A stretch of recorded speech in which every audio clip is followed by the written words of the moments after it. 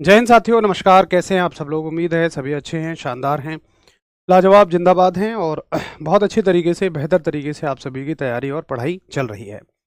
आशा करता हूं आप सभी बहुत अच्छे से सारी क्लासेस को लेने के बाद एक रिवीजन करते हैं और जो भी प्रैक्टिस सेट आपके चल रहे हैं उनके नोट्स भी आप भली भांति बनाते हैं।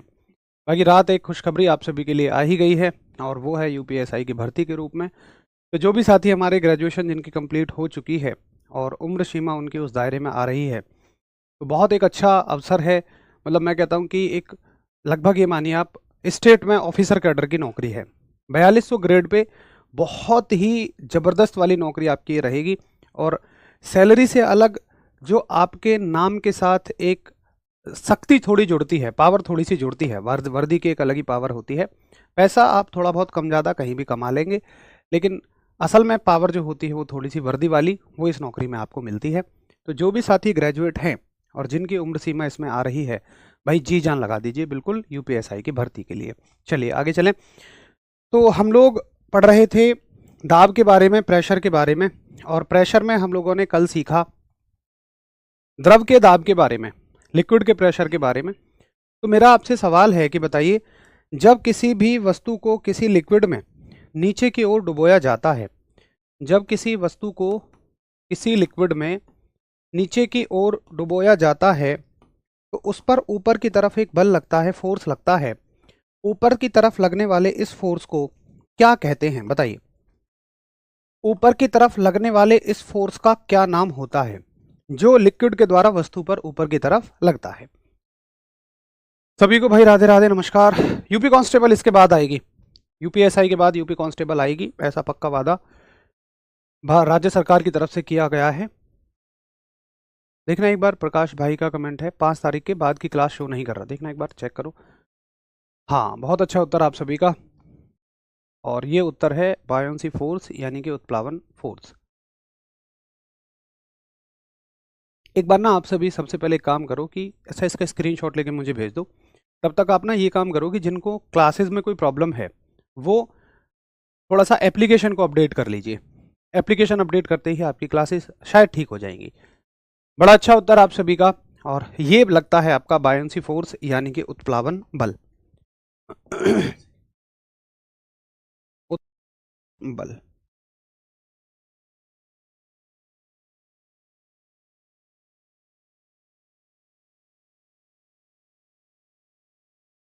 अच्छा, एक ना थोड़ा सा इशू भी है क्लासेस में। आप ना जैसे कभी मान लो आज टॉपिक चल रहा है प्रेशर, तो ये क्लास हो सकता है आपको जो पहला टॉपिक हो गया है उसके ऊपर मिल जाएगी, तो फोल्डर एक बार चेक कर लिया करो। बाकी मैं सही करा दूंगा इसको, प्रॉपर एक सीक्वेंस में करा दूंगा। एक कोई कमेंट मुझे दे दो फिर भी, है ना, मैं सीक्वेंस आज ठीक करा दूंगा। चलिए, तो भैया जी ये लगेगा आपका बायोंसी फोर्स, उत्प्लावन बल। कल तक हमने ये कहानी सीखी थी, फटाफट से एक बार रिवाइज मारते हैं कि उत्प्लावन बल। अच्छा मुझे बताओ कि क्या ऐसा जरूरी है कि अगर मान लीजिए ये वस्तु पानी में है और इस वस्तु का वजन जो है वो मान लो 50 न्यूटन है, इस वस्तु का वजन 50 न्यूटन है और ये कुछ डूबी है, कुछ इसमें से बाहर निकली हुई है, इस वस्तु का अपना वजन है 50 न्यूटन, तो मुझे बताइए कि क्या इस पर लगने वाला बायोंसी फोर्स, इस पर लगने वाला उत्प्लावन बल 50 न्यूटन ही होगा? बताइए जरा, क्या इस पर लगने वाला बायोंसी फोर्स 50 न्यूटन ही होगा अगर इसका अपना वजन 50 न्यूटन है और ये कुछ पानी के अंदर है और कुछ पानी के बाहर है? इसी से तय होगा कि आपने कितने अच्छे से कल की क्लास को रिवाइज किया है, सीखा है, समझा है। बिल्कुल, गुड इवनिंग। बिल्कुल बिल्कुल, सूरज डूब चुका है, गुड इवनिंग। सांझ हो चुकी है और अभी रात के 8 बज रहे हैं, बाहर अंधेरा ही अंधेरा है। अरे हाँ जी, भाई ये सवाल हो भैया, तुमने क्या सीखा फिर कल की क्लास में? देखिए, बायोंसी फोर्स का मान वस्तु के भार पर निर्भर नहीं करता। अच्छा, कल मैंने आधा बता दिया था तो आज भी आप आधा कह रहे हैं। कल वस्तु आधी डूबी थी इसलिए मैंने आधा कहा था। मैं ये नहीं कह रहा हूं कि आज वस्तु आधी डूबी है, मैं कहता हूं कुछ डूबी है, मुझे नहीं पता कितनी डूबी है। तो सबसे पहले अपने दिमाग से इस कचरे को बाहर निकालिए कि उत्प्लावन बल जो है वो वस्तु के भार के बराबर लगता है। अरे मेरे भाई नहीं, उत्प्लावन बल का मान निर्भर करता है वस्तु कितनी पानी में डूबी हुई है। अगर वस्तु पानी में इतनी डूबी हुई है तो जितना इसका हिस्सा डूबा हुआ है उतना ही उत्प्लावन बल लगेगा। उत्प्लावन बल मतलब नीचे से लगने वाला बल वस्तु के वजन के बराबर नहीं होगा। यार समझो ना, वस्तु के वजन के बराबर होगा तो हर एक वस्तु फिर ऊपर ही उठी रहेगी पानी में। भाई मेरा वजन 50 न्यूटन है और मेरा जितना वजन है उतना ही मुझ पर ऊपर की तरफ लग जाए तब तो कोई वस्तु डूबेगी ही नहीं। तो बायोंसी फोर्स, उत्प्लावन बल वस्तु के वजन के बराबर नहीं होता है, ये वस्तु के द्वारा हटाए गए द्रव के भार के बराबर होता है। जितना वेट ये बॉडी पानी में डूबने पर हटा रही है, जितना पानी हटा रही है ये उस पर निर्भर करता है। और कितना पानी हटाएगी, जितनी डूबेगी। तो जितना हिस्सा इसका डूबेगा उतना ये ऊपर की तरफ फोर्स लगाएगी, टोटल अपने वेट के बराबर फोर्स नहीं लगाएगी। करो एक बार थम्स अप कि हाँ जी भैया क्लियर है। ठीक है, एक बार फटाफट से थम्स अप करिए कि जी भैया मुझे आपकी बात अच्छे से समझ में आ गई है। अगली चीज सुनिए, मेरा आपसे सवाल, अच्छा पहले इसके बारे में बताइए। देखो आज जो टॉपिक हम शुरू करेंगे ना वो आपको समझ ही तब आएगा जब कल की सारी चीजें बिल्कुल क्रिस्टल क्लियर होंगी, कोई भी गलत चीज नहीं होगी।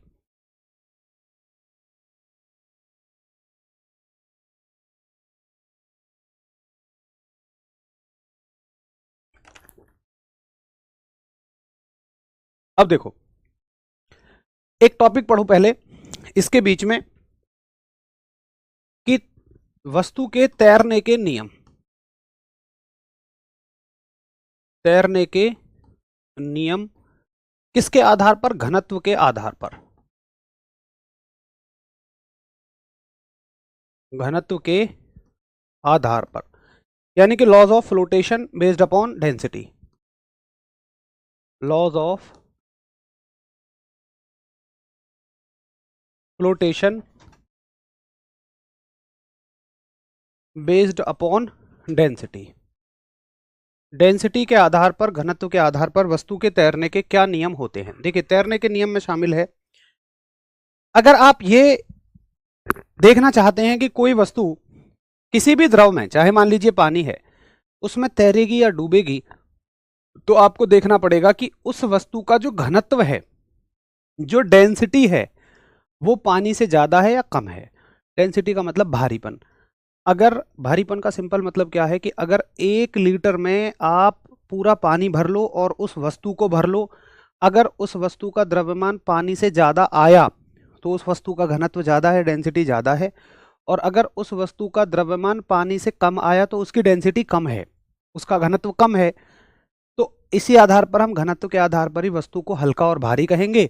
तो बड़ी सिंपल सी बात है कि भारी वस्तु डूब जाएगी और हल्की वस्तु तैरेगी। एक मोटी मोटी बात ये है, ये बात सबको समझ आई। घनत्व के आधार पर हम ऐसे समझ सकते हैं कि भैया जी पानी से भारी वस्तुएं पानी में डूब जाएंगी और पानी से हल्की वस्तुएं पानी में तैरेंगी। ठीक है, तो देखो तैरने के 3 नियम होते हैं। अगर मैं ये कहता हूं कि मान लीजिए मेरे पास ये एक लिक्विड है, या पानी ही मान लो तुम और उसमें कोई एक वस्तु है, मान लो ये वस्तु डूब गई। ठीक, अच्छा मैं कहता हूं, मैं 2 डेंसिटी बना लेता हूं। डेंसिटी को हम किससे दिखाते हैं, रो से दिखाते हैं। तो अगर मैं रो एल लिख रहा हूं तो इसका मतलब हो जाएगा डेंसिटी ऑफ लिक्विड। ठीक है, रो एल का सिंबल का मतलब है डेंसिटी ऑफ लिक्विड। मुझे थोड़ी सी और जगह चाहिएगी। डेंसिटी ऑफ लिक्विड मतलब ये हो जाएगा आपका तरल का घनत्व। ठीक है, और एक दूसरा सिंबल मैं डिफाइन करता हूं डेंसिटी ऑफ ऑब्जेक्ट, यानी कि जो वस्तु आपने डाली है द्रव में उसकी डेंसिटी को हमने ओ लगा दिया उसके नीचे, यानी कि वस्तु का घनत्व। ठीक है, अब देखिए मैं कहता हूं कि अगर किसी वस्तु की डेंसिटी यानी कि ऑब्जेक्ट की डेंसिटी ज्यादा है, किससे, लिक्विड की डेंसिटी से, अगर वस्तु का घनत्व ज्यादा है द्रव के घनत्व से, तो आप कहेंगे कि वस्तु क्या होगी, भाई साहब वस्तु डूबेगी। भाई ये बात सबको समझ आई, एक बार थम्स अप कर दो। और इसको ऐसे ही बनाते हुए चलो आप, यहीं से आपको समझ में आ जाएगा कि सबसे पहली चीज तैरने और डूबने के लिए हम घनत्व को देखेंगे। अगर वस्तु पानी से भारी है तो सबसे पहली चीज है कि वो डूबेगी। अगर हम ये कहें कि कोई वस्तु पानी में तैर रही है, अब तैर कैसे रही है? तैर रही है मान लो आधी अधूरी, मुझे नहीं पता कि ये बिल्कुल आधी है कितनी है, मैं कहता हूं कुछ हिस्सा डूबा हुआ है, कुछ हिस्सा उसका ऊपर तैर रहा है। तो डेफिनेटली होगा ये कि जो डेंसिटी है ऑब्जेक्ट की, ये कम है किससे? लिक्विड की डेंसिटी से। तो वस्तु क्या होगी? तैरेगी। ठीक है। और अगर ऐसा हो कि ये बिल्कुल इसके सरफेस पर तैरे, बिल्कुल सतह पर तैरे, बिल्कुल यहां तैरे, मतलब इसकी सतह के बिल्कुल ऊपर है, इसकी सरफेस के बिल्कुल ऊपर है, तो इसका मतलब यह है कि इन दोनों की डेंसिटी बराबर है, दोनों का घनत्व बराबर है। तो क्या होगा कि वस्तु तैरेगी तो सही, लेकिन सतह पर, वस्तु सतह पर तैरेगी, यानी कि object will float on surface. ठीक है, object will float on surface, object surface पर फ्लोट करेगा। ये तीन स्थिति आपको समझ आ गई? एक बार थम्स अप करें अगर नोट हो जाए तो। सर लोग पानी में कैसे डूबते हैं, डेंसिटी तो कम होती है ना। तो नेहा पहले आप मुझे इंसानों की डेंसिटी बताइए। लोग का मतलब आप इंसान ही कह रहे हैं ना, तो फिर इंसान की चलिए आप मुझे डेंसिटी बताइए कितनी होती है। पानी की डेंसिटी बताइए और इंसान की डेंसिटी बताइए, तभी तो हम ये तुलना कर पाएंगे कि हाँ डेंसिटी पानी से कम होती है या ज़्यादा होती है।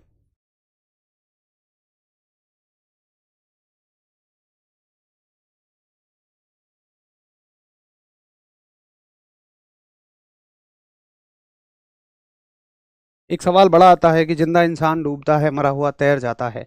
ठीक है, उसके बारे में भी बात करेंगे, पहले अभी आप इतना बताइए एक बार। बड़ी सिंपल सी बात है कि भैया अगर, सीधी सी बात है, वस्तु जो है पानी से हल्की है तो तैरेगी, और अगर भारी है तो वस्तु डूब जाएगी। ठीक है, आसान बात है।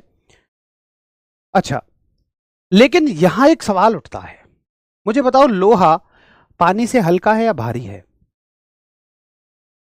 सभी बताइए, लोहा पानी से हल्का है या भारी है? आयरन, आप डेफिनेटली कहोगे यार कोई शायद हल्का तो नहीं कहेगा, भारी ही बताएगा। तो भारी चीज तो डूब जानी चाहिए। हाँ डूब जाती है, लोहे की एक कील डूब जाती है, लेकिन उसी लोहे का जहाज तो यार तैरता है। तो लोहे का जहाज क्यों तैरता है? अब मेरी बात को बड़े ध्यान से सुनना। देखो, अगर वस्तु भारी होने के बाद भी तैर रही है तो फिर उसमें खेला घनत्व का नहीं है, गेम डेंसिटी का नहीं है, फिर उसमें गेम है उत्प्लावन बल का, बायोंसी फोर्स का। अगर मुझे किसी भारी वस्तु को भी तैराना हो, इन सिद्धांतों के विपरीत जाके काम करना हो, तो मुझे मदद लेनी पड़ती है उत्प्लावन बल की, बायोंसी फोर्स की।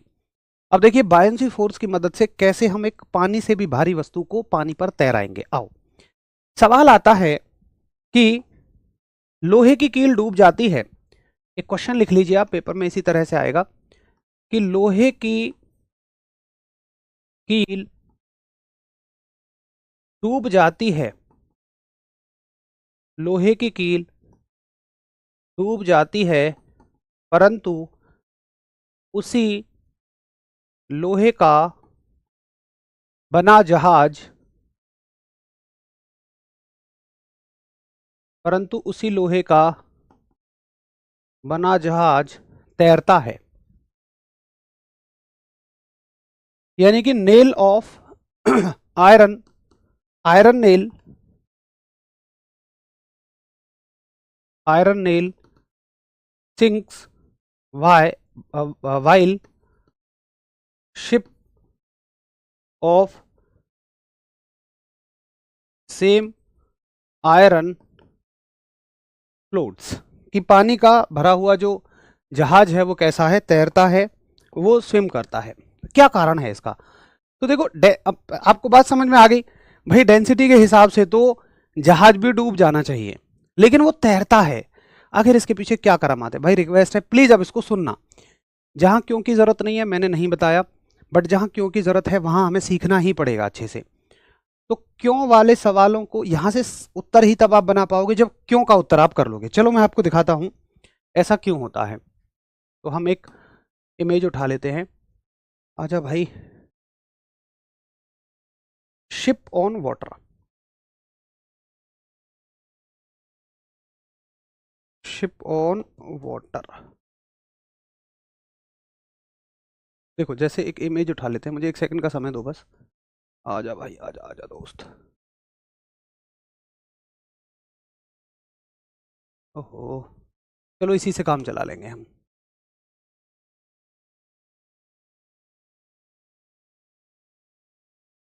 इसको डेस्कटॉप पे ले लेते हैं, अपने टॉपिक में उठा लाते हैं।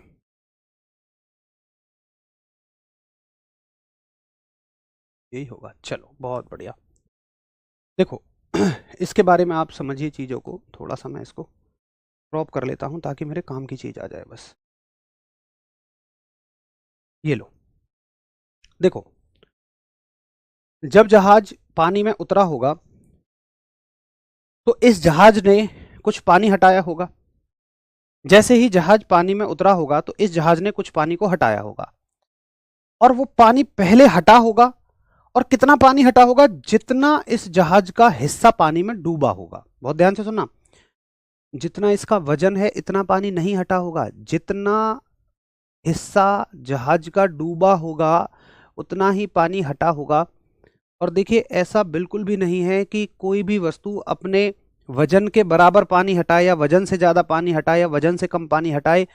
पानी हटाना वजन पर निर्भर ही नहीं करता है। पानी हटाना निर्भर करता है कि आप कितने ज्यादा पानी के संपर्क में हैं। तो आपने देखा होगा जहाज पतले और लंबे बनाए जाते हैं ताकि वो ज्यादा से ज्यादा पानी हटाएं। तो मैंने इस जहाज की स्ट्रक्चर ऐसी बनाई है कि भाई जहाज, अगर तेरा वजन 500 न्यूटन है तो तू भाई 500 न्यूटन से ज्यादा पानी या उसके बराबर ही पानी हटाना, उससे कम तो मत हटाना। अगर तू 500 न्यूटन का है तो तू 500 न्यूटन से ज्यादा ही पानी हटाना। क्या ऐसा संभव है? 100% संभव है यार। उसको लंबा लंबा पतला पतला बना दो। अगर आप जहाज को चौकोर और वहीं के वहीं बनाओगे तो वो नहीं हटाएगा पानी, लेकिन अगर आप उसको पतला और लंबा बनाओगे तो वो अपने वजन से भी ज्यादा पानी हटाएगा। पानी हटाना वजन पर निर्भर नहीं करता है, इस बात को दिमाग से बिल्कुल निकाल दो। अब जैसे ही इसने पानी हटाया, भाई यही पानी वापस से आकर इसको ऊपर उठाना शुरू कर देगा। वेरी सिंपल, इसने 500 न्यूटन इसका वजन है, उससे ज्यादा पानी हटा दिया। 500 न्यूटन से ज्यादा पानी क्यों हटाया? क्योंकि मैंने इसे खुद से ऐसा बनाया है। इसी चीज को हम इंजीनियरिंग कहते हैं। तो जब मैंने इसको ऐसा बनाया, इसने वापस से, पानी ने वापस से आकर अपनी जगह मांगनी शुरू की। हर जगह से पानी इस पर ऊपर की तरफ एक फोर्स लगा के रखेगा। हर जगह से पानी इस पर एक उत्प्लावन बल लगा के रखेगा, ऐसे आगे भी, फिर पीछे की तरफ भी, पीछे भी, आगे भी।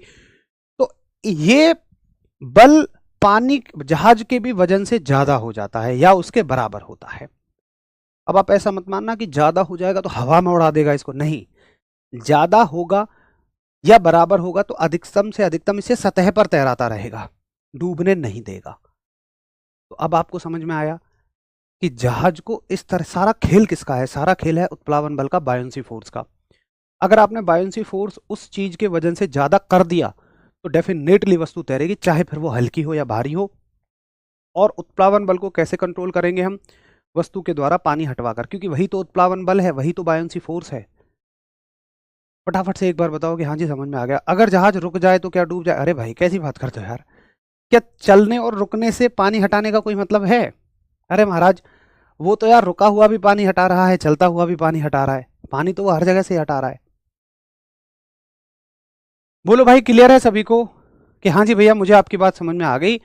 तो सारा खेल जहाज की बनावट का है कि जहाज की बनावट ऐसी बनाई जाती है कि वो अपने भी वजन से ज्यादा पानी हटा देता है, जिससे उस पर ज्यादा उत्प्लावन बल लगता है, जिससे उस पर ज्यादा बायोंसी फोर्स लगता है। ठीक है, तो इसका उत्तर आप क्या लिखेंगे? अगले पेज पे मैं लिखवा देता हूं कि जहाज के द्वारा, इसका उत्तर रहेगा कि जहाज द्वारा हटाए गए, जहाज द्वारा हटाए गए जल का भार, जहाज द्वारा हटाए गए जल का भार। और जितना वो पानी हटाएगा उसी को तो हम उत्प्लावन बल कहते हैं। यानी कि उत्प्लावन बल ये ज्यादा होता है, किससे ज्यादा होता है? जहाज के भार से। ये ज्यादा हो जाता है किससे? जहाज के भार से। यानी कि weight of liquid displaced, weight of liquid, weight of liquid displaced by ship, जिसको हम बायोंसी फोर्स भी बोलते हैं, ये ज्यादा होता है वेट ऑफ द शिप, जहाज के भार से। ठीक है, सबको समझ आता है? अच्छा जी, आगे आप देखिए, एक बार फटाफट थम्स अप करिए कि हाँ जी ठीक है, वेरी गुड। टाइटिंग कैसे डूब गया? टाइटैनिक, अच्छा टाइटैनिक डूब गया था क्योंकि उस टाइम पे आगे देखने वाली प्रणाली नहीं थी, बर्फ का एक आगे मतलब ये मान लो बड़ा आइलैंड था और उससे टकरा के वो डूब गया था। अच्छा जी, अब देखिए, जहाज द्वारा हटाए गए जल का भार ज्यादा होता है जहाज के भार से, लेकिन सवाल आता है कि यार एक छोटी सी कील क्यों डूब जाती है? देखो समस्या कील के साथ क्या है, मैं इसको फिर से एक बार आपको दिखा रहा हूं। Iron nail in water, iron nail in water, एकदम से समझ में आ जाएगा आपको, बिल्कुल टक से। देखो, ये आपकी एक आयरन नेल है, ये क्यों डूब गई? क्योंकि नीचे लाने वाला कौन है इसको? नीचे लाने वाला है इसका भार, वजन। मान लो इस कील का जो वजन है, मान लो वो 10 न्यूटन है, ठीक है? तो कील इतना पानी हटा ही नहीं पाती है, कील की आकृति ऐसी होती है कि वो 10 न्यूटन के बराबर भी पानी नहीं हटा पाती है, उस पर लगने वाला बल ऊपर की तरफ हमेशा कम पड़ जाता है, पानी हटा ही नहीं पाती है वो कील। तो कील के द्वारा हटाए गए जल का भार जो है वो कम होता है कील के भार से, इसलिए कील डूब जाती है। आगे बात समझ में? वो ऐसा कर ही नहीं पाती है, क्यों? उसकी बनावट की वजह से। अब असल में तुम कहोगे तो भैया कील को पतला और लंबा बना दो। अरे मेरे भाई, कील तैराने के लिए थोड़ी बनाई गई है, कील का उद्देश्य दीवार में ठोकना है। अगर आप उसको हल्का हल्का बनाओगे तो दीवार में ठोकते हुए टूट जाएगी। तो कील उस उद्देश्य के लिए बनाई ही नहीं गई है। तो आप लिखेंगे कि, मैं इसी को चेंज कर देता हूं थोड़ा थोड़ा, है ना, आप नोट करते रहना, मैं बस इसमें क्या कर दूंगा, कील कर दूंगा जहाज की जगह। ये लो, आजा भाई, आजा भाई, आजा दोस्त, का कलर चेंज कर देते हैं और इसमें मैं बस जगह जगह क्या कर दूंगा, कील, यहां कर दूंगा कील द्वारा हटाए गए जल का भार, उत्प्लावन बल जो है वो कील के भार से कैसा हो जाएगा, ज्यादा हो जाएगा। Weight of the liquid displaced by nail, buoyancy force, weight of the nail, और इसको भी क्या कर देंगे हम, चेंज कर देंगे। तो लिखिए, कील द्वारा हटाए गए जल का भार यानी कि उत्प्लावन बल, ये कम पड़ जाता है कील के भार से। Weight of the liquid displaced by iron nail buoyancy force, कम पड़ जाता है वेट ऑफ द नेल के। चलो नोट करिए और फटाफट से बताइए, थम्स अप करिए। भैया जी अगर ये समझ में आ गया हो तो प्लीज़ थम्स अप करके आगे बढ़ जाओ। अगर आप एक ही 10 मिनट की क्लास में ही अगर बिल्कुल फ्लूइड मैकेनिक्स इंजीनियरिंग बनने की कोशिश करेंगे तो वो थोड़ा सा मुश्किल हो जाएगा मेरे लिए। हर प्रश्न का उत्तर दिया जा पाना संभव नहीं है। सबमरीन का तैरना डूबना वो एक अलग चीज़ है, बुक सकती है, पेज क्यों नहीं डूबता। आप यहाँ पे आके देखो कमेंट सेक्शन में, आपको ऐसा लगेगा मेरे कमेंट का उत्तर नहीं दिया जा रहा, बट यहाँ पे हज़ारों ऐसे कमेंट है, सिलेंडर क्यों नहीं डूबता, मैं क्यों नहीं डूबता, मेरी वो क्यों नहीं डूबती, फलाना है ढिकाना है। तो अभी आप उसको छोड़िए, वो इंजीनियरिंग लेवल की कुछ बातें आप पूछ रहे हैं, उसके लिए आपको और भी चीज़ें पढ़नी पड़ेंगी, सबमरीन की प्रॉपर वर्किंग पढ़नी पड़ेगी कि सबमरीन कैसी है। तो अभी फ़िलहाल के लिए ये बताइए कि हाँ जी मुझे ये समझ में आ गया। तो ये एक बड़ा अच्छा कंसेप्ट है। आज के बाद आप कभी नहीं ये सोचेंगे कि यार भारीपन की वजह से वो डूबता है या नहीं तैरता है। ठीक है, सबको समझ आ गया? ओके। तो ये हो गया इस प्रश्न का सही जवाब। सारा का सारा खेल किसका है? बायोंसी फोर्स का है, उत्प्लावन बल का है। इसके बाद अगला एक हमारा मुद्दा आता है, एक अगला कंसेप्ट आता है जिसको बोलते हैं हम पृष्ठ तनाव। पृष्ठ तनाव का मतलब होगा सरफेस टेंशन, सरफेस टेंशन, और इसको हम दिखा रहे हैं लेटर टी से। देखो सरफेस टेंशन क्या होती है, पृष्ठ तनाव क्या होता है, समझिए। देखिए, मेरे पास ये एक मान लो कपड़ा है, इसको चादर समझिए, और इस चादर को 4 लोग कोनों पे खड़े होके ऐसे खींच रहे हैं, या मान लो मैं इसको ऐसे खींच रहा हूं। अब देखो, मैं इसमें कुछ भी डालता हूं, हरीश भाई, इसमें जैसे इस पेन को डालना यार, ये पकड़ो, इसमें, या चलो कोई भारी सी चीज डालो, रिमोट डालो यार, मैं इसको खींच लेता हूं, बस इसके बीच में रिमोट रख दो। अबे रखो तो सही, काहे को तुम काहे को डर रहे हो भाई। अब देखो, इसके पास इतनी ताकत है कि ये रिमोट के वजन को संभाल लेगी, ठीक है। अभी मैंने इसको खींच रखा है, ऐसा इसलिए है, अगर मैं इसको ढीला छोड़ूंगा तो देखो ये इसको अंदर दबाती हुई चली जाएगी। अगर आप इसको थोड़ा सा भी ढीला छोड़ोगे तो ये रिमोट जो है इसको अंदर दबा देगा। इस चीज को ध्यान रखना, आगे काम आएगा। अब देखो, पेन दिखाओ। अब चलते हैं द्रवों के पास, लिक्विड के पास। याद रखना, कोई भी लिक्विड शुरुआत में उसकी ऊपर की सतह, किसी भी लिक्विड को आप उठाइए तो उसकी ऊपर की सतह खिंची हुई होती है, बिल्कुल वैसे ही जैसे मैंने इस गैस को, इसको खींच रखा था। Pressure of gas Maharaj, pressure of liquid तो खत्म होने दो, आपको इतनी चिंता क्यों रहती है भैया, मैं करा के भेजूंगा, आगे कोई मत कहना कि प्रेशर ऑफ गैस रह गया है, मैं उसको कराऊंगा। अभी प्रेशर ऑफ लिक्विड तो खत्म होने दो, प्रेशर ऑफ लिक्विड बड़ा टॉपिक है।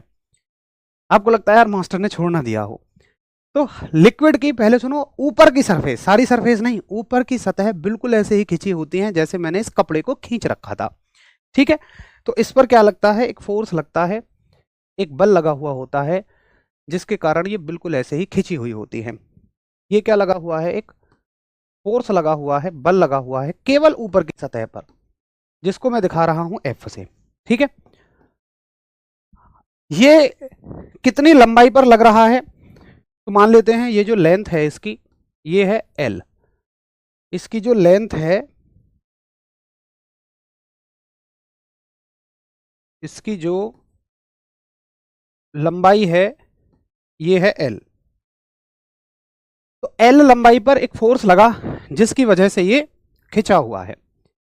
अब देखो, एक मच्छर और मछली जी, नई नई उनकी शादी हुई है, और मछली जी को बड़ी शिकायत है मच्छर जी से। क्यों? मछली जी कहते हैं, जी शादी से पहले तो तुम बहुत बात करे, अब तो बिल्कुल टाइम ही ना दो।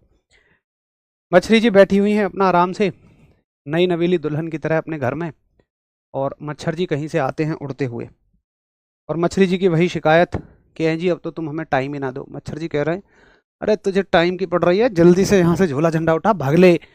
मैंने अभी मालिक को अपने बेटे से कहते हुए सुना था कि कूलर के पानी में मच्छर बहुत हो गए, वहाँ केरोसिन डाल दे।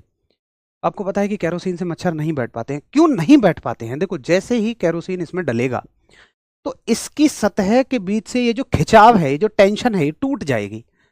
वैसे ही बिल्कुल जैसे वो कपड़ा ढीला पड़ गया था, बिल्कुल ऐसे ही मान लो। ऐसा क्यों होता है, ये साइंटिफिक रीजन है, फिर इसको हमें केमिस्ट्री की भाषा में ज्यादा गहराई में जाना पड़ेगा। अभी फिलहाल मान लो कि शुरुआत में अगर कुछ भी इसमें कोई मिलावट नहीं है तो ये खिंची हुई है, और जैसे ही आप केरोसिन डालोगे, चिकनाई डालोगे कुछ भी, तो ये खिंचाव टूट जाएगा, जैसे वो सतह बिल्कुल ऐसे ढीली पड़ गई थी, चादर ढीली पड़ गई थी। ऐसे ही एक सतह बिल्कुल टूट जाएगी, और टूटने से क्या होगा कि ये मच्छर और मछली जी इस पर कभी टिक ही नहीं पाएंगे। मतलब अब ये इनके वजन को नहीं संभाल सकती है, जैसे वो चादर रिमोट के वजन को नहीं संभाल रही थी। वेरी सिंपल है। यहां से एक डाउट आता है, क्या भैया हम भी ऐसे तैर सकते हैं? अगर तुम अपने वजन की तुलना मच्छर से करो तो बिल्कुल तैर सकते हो भाई। ये खिंचाव बहुत ना के बराबर होता है, सिर्फ इतना कि ये हल्की फुल्की चीजों के वजन को संभाल सके, कागज वगैरह के वजन को संभाल ले, पत्तियों के, पेड़ की पत्तियों के वजन को संभाल सके, मच्छर मक्खियों के वजन को संभाल सके। भाई तुम हाथियों के वजन को थोड़े ना संभाल पाएगी, मछलियों के वजन को थोड़े ना संभाल पाएगी ये, ठीक है। तो आपको समझ में आया कि पृष्ठ तनाव क्या होता है? पृष्ठ तनाव होता है कि किसी भी द्रव की ऊपरी सतह पर जो खिंचाव होता है, जो एक एक्सटेंशन होती है, एक टेंशन होती है, उसको हम कहते हैं पृष्ठ तनाव। तो लिखिए परिभाषा। अच्छा, पहले इसका सूत्र लिख लो, आपको परिभाषा खुद ही समझ में आ जाएगी। पृष्ठ तनाव क्या होता है? Surface tension.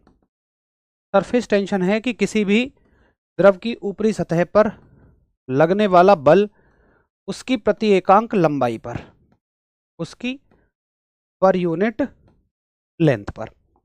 तो force acting per unit length, जो सरफेस टेंशन होती है, ये क्या है? Force acting per unit length. अगर आप इसकी डेफिनेशन बनाना चाहें तो भले ही यहीं से बना दो कि द्रव की एकांक, द्रव के पृष्ठ की एकांक लंबाई पर लगने वाला बल। द्रव की, और मैं कौन सी सतह की बात कर रहा हूं? मुक्त सतह। मुक्त सतह का मतलब ऊपरी सतह। मैं लिख देता हूं, यह केवल किसके लिए वैलिड है? ऊपरी सतह के लिए।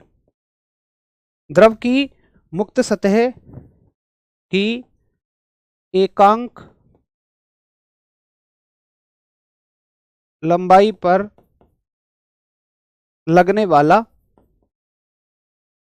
बल पृष्ठ तनाव कहलाता है। इंग्लिश वालों के लिए मैं ऊपर लिख देता हूं, नोट भी करते रहो। Force acting per unit length. Force acting per unit length of upper surface on upper surface of liquid। एक बार फटाफट से थम्स अप करें। थैंक यू भाई, बहुत अच्छा पढ़ा रहे हैं, बहुत बढ़िया भाई। बर्ड भी इसी कारण स्विम करती हैं? अरे नहीं यार, क्या बात करते हो। जिन बर्ड की आप बात कर रहे हो, बत्तख होती हैं, जल मुर्गी होती हैं, उन सब का वजन कीट पतंगों के वजन के बराबर होता है क्या? द्रव की मुक्त सतह ब्रैकेट में ऊपरी सतह की एकांक लंबाई पर लगने वाला बल।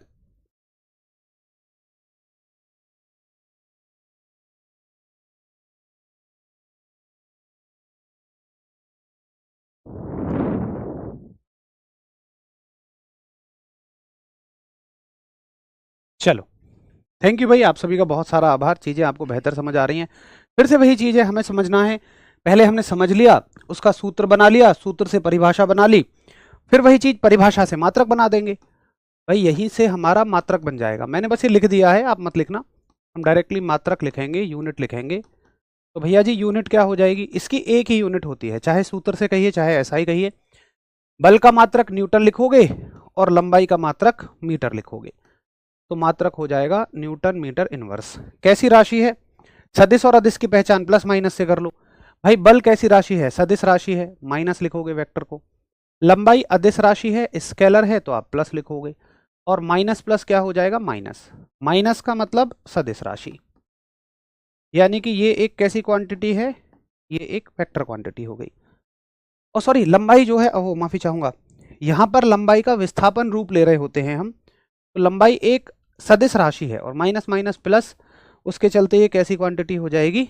अदिश राशि हो जाएगी। सॉरी, अदिश राशि।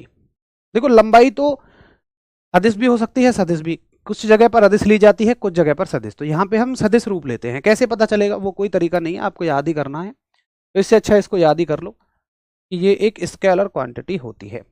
आप इसकी डायमेंशन निकालना चाहते हैं, तो जो समझ के पढ़ना चाहते हैं पहले उनके लिए भाई न्यूटन की डायमेंशन लिखो। अब आपको याद होनी चाहिए mL/t-2। मीटर के लिए L लिखोगे, L से L कट जाएगा और डायमेंशन बचेगी mt-2। जो डायरेक्टली याद करना चाहते हैं वो डायरेक्टली याद कर लीजिए mt-2। ठीक है, बिल्कुल लिखेंगे इसके x अभी लिखेंगे, इसके एग्जाम्पल अभी लिखेंगे।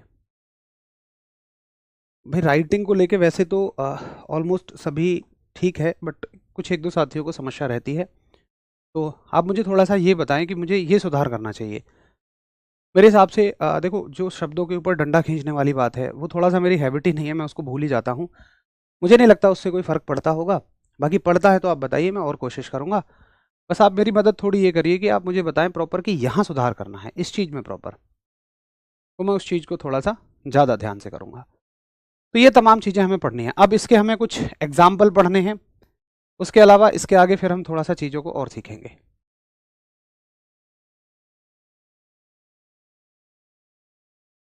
वाई लिविंग बॉडी, अच्छा देखो ये सवाल आपका है। वैसे मैंने कहा कि बहुत सारे सवाल ऐसे हो सकते हैं। भैया जिंदा बॉडी डूब जाती है, मरी हुई बॉडी तैरती है, क्यों? देखिए जिंदा बॉडी, अभी मेरी जो डेंसिटी है वो पानी से ज़्यादा है, आपकी भी डेंसिटी पानी से ज़्यादा है, आपके शरीर का वजन पानी से ज़्यादा है। बेसिकली डेंसिटी, वजन नहीं डेंसिटी। लेकिन जब इंसान मर जाता है तो उसके अंदर हवा भर जाती है। आप कभी देखना, मरा हुआ इंसान या मरा हुआ जानवर, आपने देखा होगा कि इंसान जब डेड हो जाता है तो उसके हर एक नाक कान आंखों वाले होलों पर रुई लगा दी जाती है, कॉटन लगा दी जाती है, ताकि अंदर एयर ना जा पाए। अगर आप डेड बॉडी को छोड़ेंगे तो वो फूलना शुरू हो जाएगी। जैसे आपने जानवरों को देखा होगा, वो फूल जाते हैं। तो फूलने से क्या होती है, हवा भर गई, एयर भर गई। एयर भरने से डेंसिटी कम हो जाती है, और डेंसिटी के कम होने की वजह से फिर आदमी या कुछ भी पानी से हल्का हो जाता है, तो फिर वो उस पर तैरने लगता है। ठीक है, चलो ठीक है, कोई बात नहीं, थैंक यू आपका, बहुत सारा आभार। बाकी जिन साथियों को समस्या है मैं उनको थोड़ा सा करके दिखा दूंगा, कुछ भी है ना, मतलब और थोड़ा सा साफ साफ लिख लेंगे। चलो तो ये बात हो गई डेंसिटी सरफेस टेंशन को लेके। अब देखिए, सरफेस टेंशन से जुड़ी हुई कुछ चीजें पूछी जाएंगी। आप इनको एग्जाम्पल कहिए या इसके अनुप्रयोग कहिए, अनुप्रयोग कहिए या एग्जाम्पल कहिए, दोनों एक ही बात है। सबसे पहला अनुप्रयोग है इसका कि मच्छरों का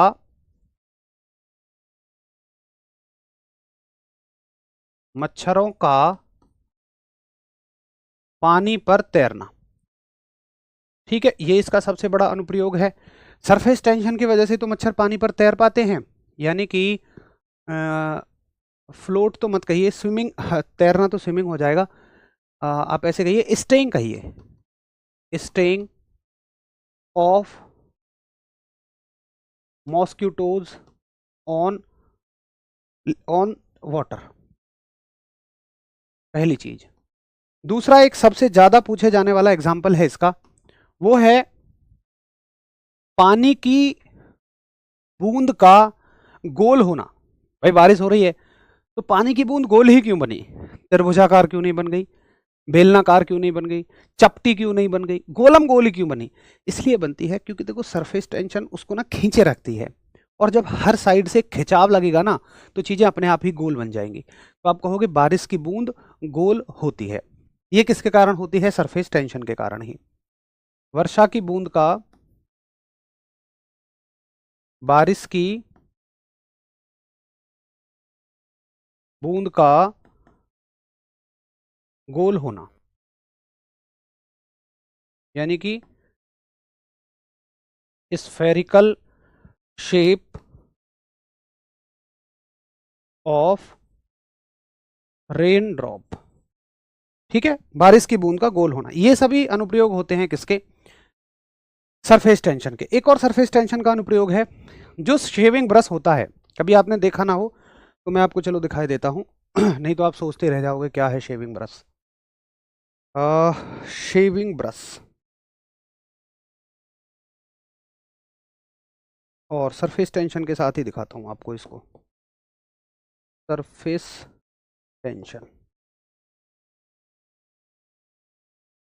आ जाओ भाई, देखो जैसे ये एक शेविंग ब्रश है ना।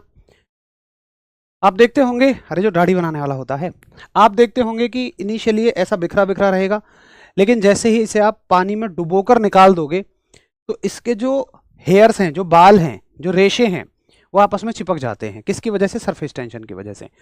जैसे ही इस पर पानी लगा, तो पानी ने इसको खींचना शुरू किया, और हर एक रेशे के बीच में एक खिंचाव बना, जिससे कि ये सारे के सारे रेशे एक दूसरे से चिपक जाते हैं। तो आप कहेंगे कि शेविंग ब्रश को पानी से निकालने पर उसके तंतुओं का आपस में चिपकना।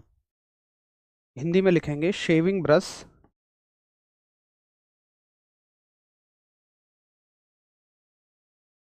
शेविंग ब्रश के शेविंग ब्रश को लिखो, शेविंग ब्रश को पानी से निकालने पर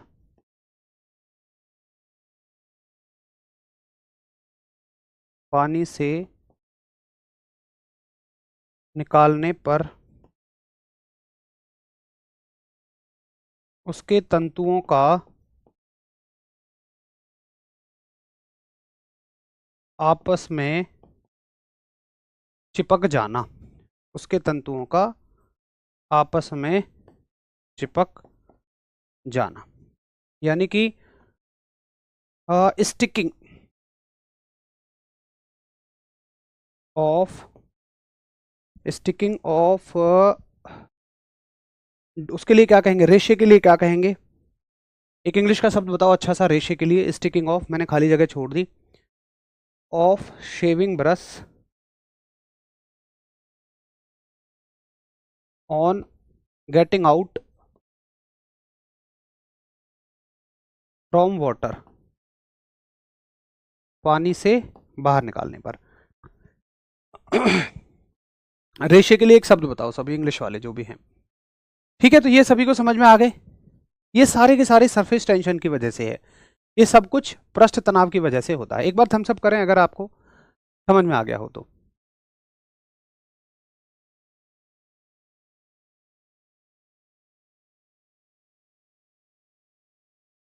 कॉटन स्टिकिंग ऑफ फाइबर कह सकते हैं, अच्छा शब्द है fibre. Sticking of fibres of shaving brush.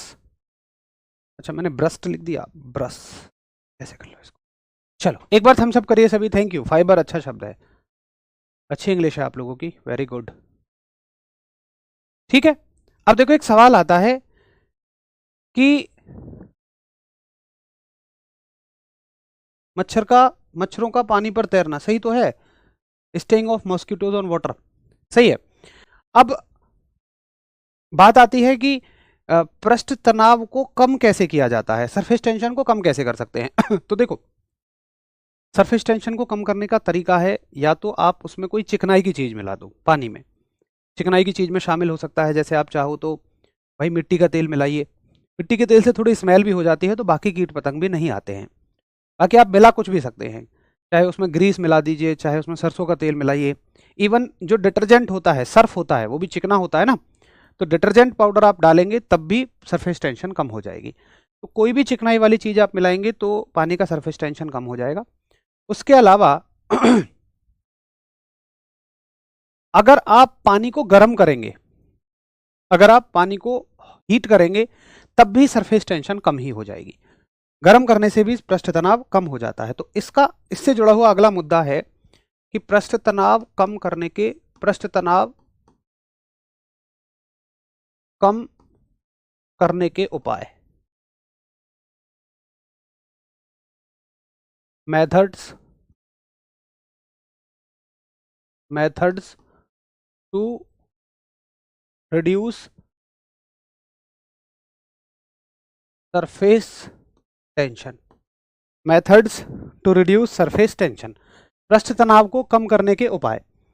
तो पहला उपाय है द्रव को गर्म करके,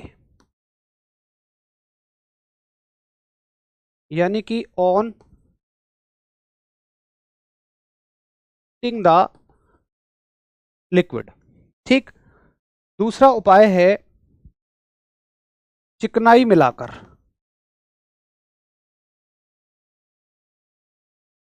on mixing the lubricant. Lubricant का मतलब कोई भी चिकनाई।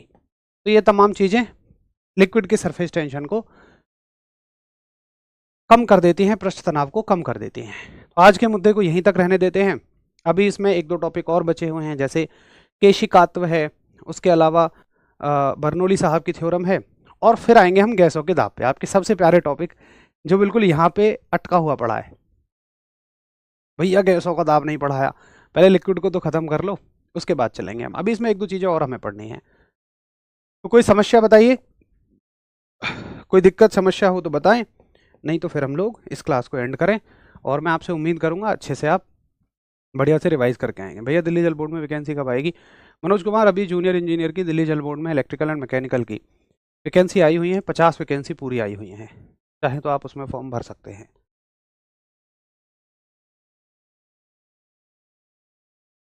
चलिए जी, तो फिर मिलते हैं हम लोग। सभी को नमस्कार, सभी को tata bye bye. Thank you उन सभी का जिनके हमेशा पॉजिटिव मैसेज होते हैं, और जिनके नेगेटिव भी होते हैं, वो सुधार के प्रति होते हैं, उन सभी का भी थैंक यू। जिनके पढ़ाने के रवैये को लेकर पॉजिटिव मैसेज होते हैं, वो मेरे लिए एक एनर्जी का काम करते हैं। और जिनके नेगेटिव मैसेज भी होते हैं, नेगेटिव ऐसा नहीं है कि कोई गाली दे रहा है, गलत बोल रहा है, आप सभी बहुत समझदार हैं, कुछ आप कमियां बता रहे होते हैं तो उनका भी मोस्ट वेलकम, ताकि उनसे मैं सुधार करता हूं अपने अंदर, चीज़ें आपके लिए बेहतर बनाता हूं। चलिए मिलते हैं फिर कल। नमस्कार, धन्यवाद, जय हिंद।